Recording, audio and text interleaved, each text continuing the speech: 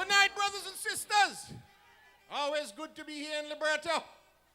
How are the people of the United Progressive Party feeling tonight?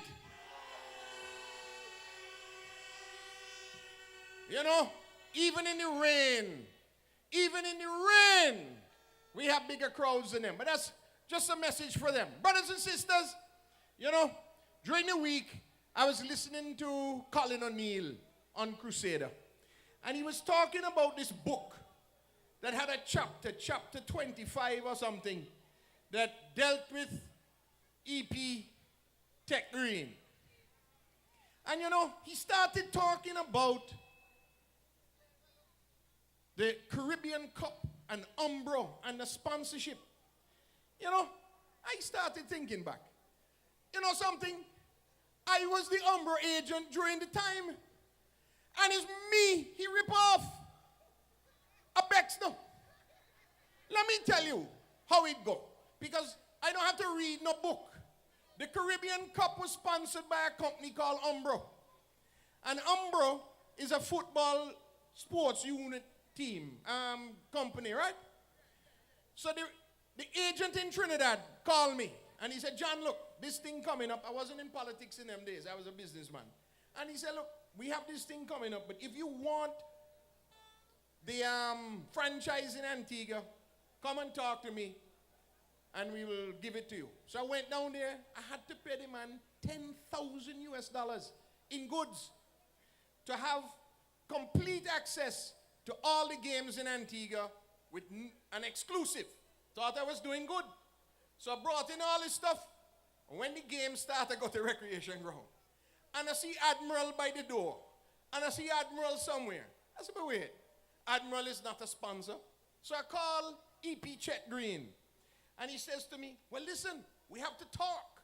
I said, what we have to talk about? Umbro is the sponsor. I have the document saying I have exclusive rights to sell in the recreation ground. What Admiral doing in here? He said, well, Admiral is the national team sponsor, so they have to get in there. I said, no, Chet, that can't work.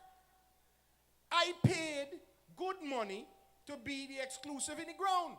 He said, well, we have to talk to Ralph Potter. So we called Ralph Potter, cooling out of St. James's Club. And the same thing, you notice where he reached to. Yeah? So I said, Ralph, how is that possible? Umbro is the sponsor, and I have the exclusive. Then somebody called and tell me, boy, they have some fellas up by a gas station. You know, the gas station is called D's now. It wasn't that then. Them up there opening some boxes of footballs. I said, what do you mean? Umbro send footballs to each of the teams.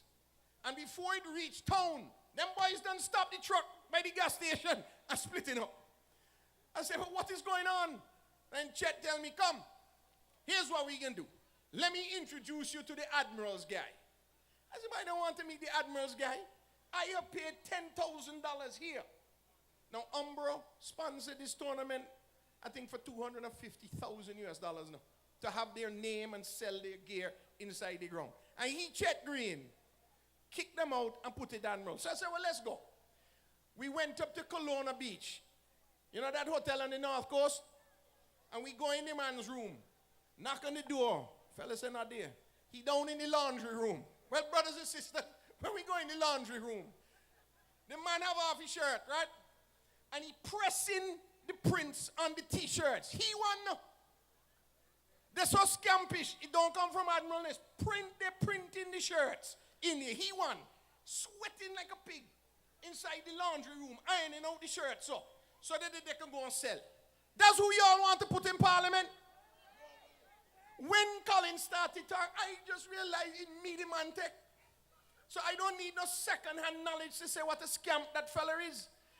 And then he asked me, listen, let me tell you what. Why you don't just buy all of his stock and you sell it in the recreation? Then he tried to get me to buy the thief goods now. And this is the kind of man that the Labour Party want to put on the people of Antigua. The people of Liberta and St. Paul's better be aware, you know. Because I done getting calls from businessmen that chat and answer to the same. They talk the same way. Can you imagine that? They don't say some leader of the country have some aspiration. They don't say he and Asa the way they talk to business people. Let me tell you a conversation.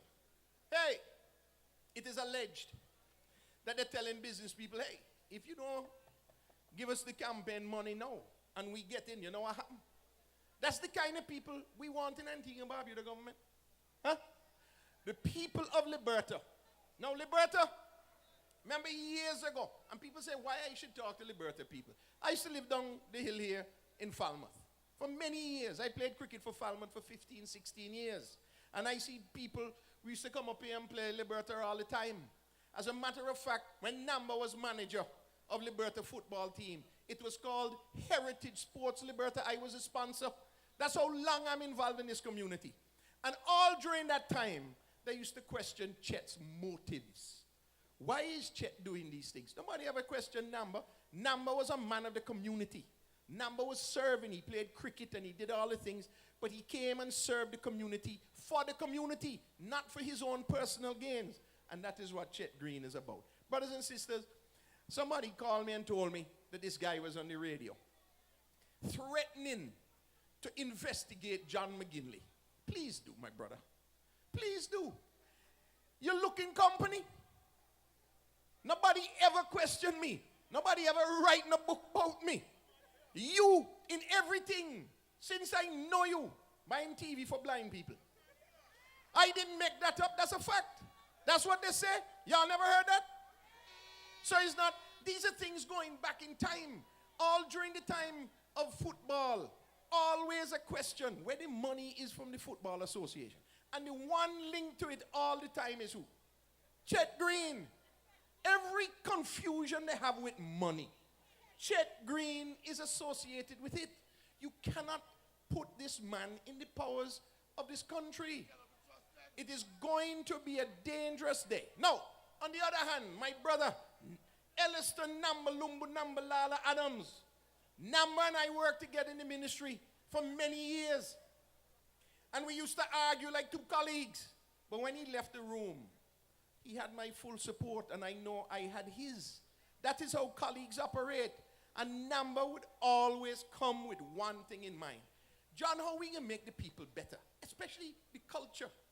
There's nobody that fought for culture in Antigua in the last couple of years. The Namba sending young people to Carifesta. I would hear him argue with Vaughn about who go in.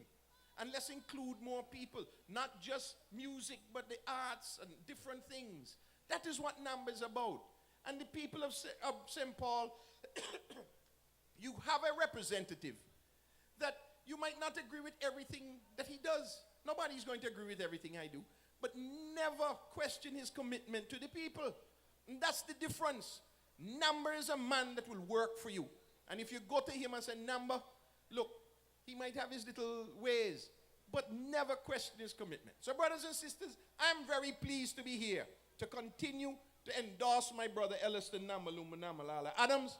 And I implore the people of St. Paul to make sure that on election day, Namba walking on with Joanne and them come in town with the rest of us.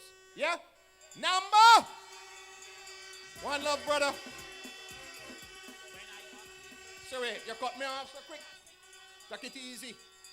Now, brothers and sisters, I want to talk very quickly about the women of Antigua and Barbuda. I started this crusade many months ago when we came to these public meetings for the women of Antigua and Barbuda to look at the way the UPP party treats with its women. Jackie Quinn Leandro and Joanne Messiah and Sister Sean stand next to us, not behind us. Sometimes Jackie wants to go in the front too quick, but that's good. The fact is, we are together. You don't. Now you look on the other side.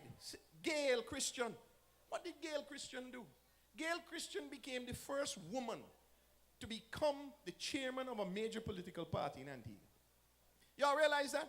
She was the chairman of the Antigua and Barbuda Labour Party. And she got pregnant. And while she was in the Senate, Gaston put her out. Gaston demoted her. For who? For the guy from Barbuda. What was his name? Arthur Nibbs. Can you imagine that? The first woman to become political leader of a major party in Antigua. her reward is to be replaced by Arthur Nibbs. Gail Christian resigned immediately. And her only thing was she got pregnant.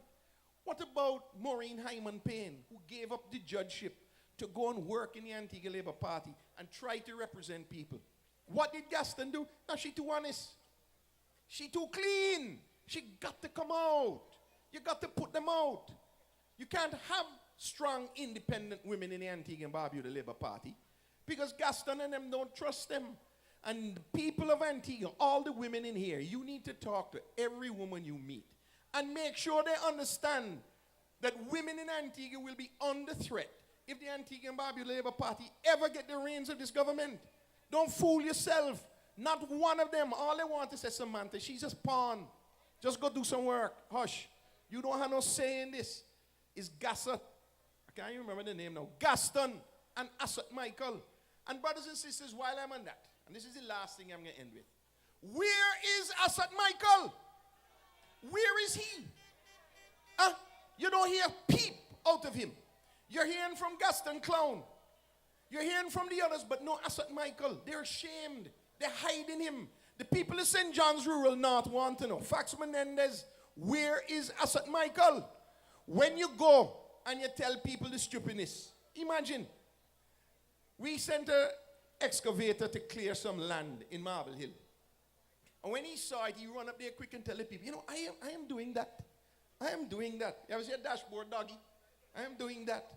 And the people say, but Mr. Menendez, or what your name is, that's not you, that's government doing that. I mean, they call him out right then as being a liar. Something as simple as that. This is the same guy that was chairman of medical benefits during the riff-off. The same guy that was chairman of the free trade zone when they were paying everybody out of the free trade zone money. Yeah? And now he's coming back. We in rural North, I want all of us to set ourselves a target to make sure that that guy never run in politics again. We want to beat him so soundly this time that he never run in politics again. And that is the message all of us need to send in our constituencies, that we're going to rally around our candidate, rally around Sister Joanne, Sister Jackie, Sister Sean, Brother Mervyn, Brother Terrific, everybody, and make sure that all the seats that they have and all the ones that we have come in Parliament. Listen, I'm very happy with 17 nothing. It's time we put that type of politics to end. Brothers and sisters, every time I come to these meetings and we sing the national anthem and I see the respect that this crowd has for the national anthem, John Maginley is very proud to be a part of that. And I want to thank you for giving me the opportunity again. So those in rural North who are here, thank you. I love you. We're going on hitting the roads tomorrow. And on election day, it's going to be Maginley, UPP, all the way. Thank you. I love you. Vote for Namba Lumba Nambalala.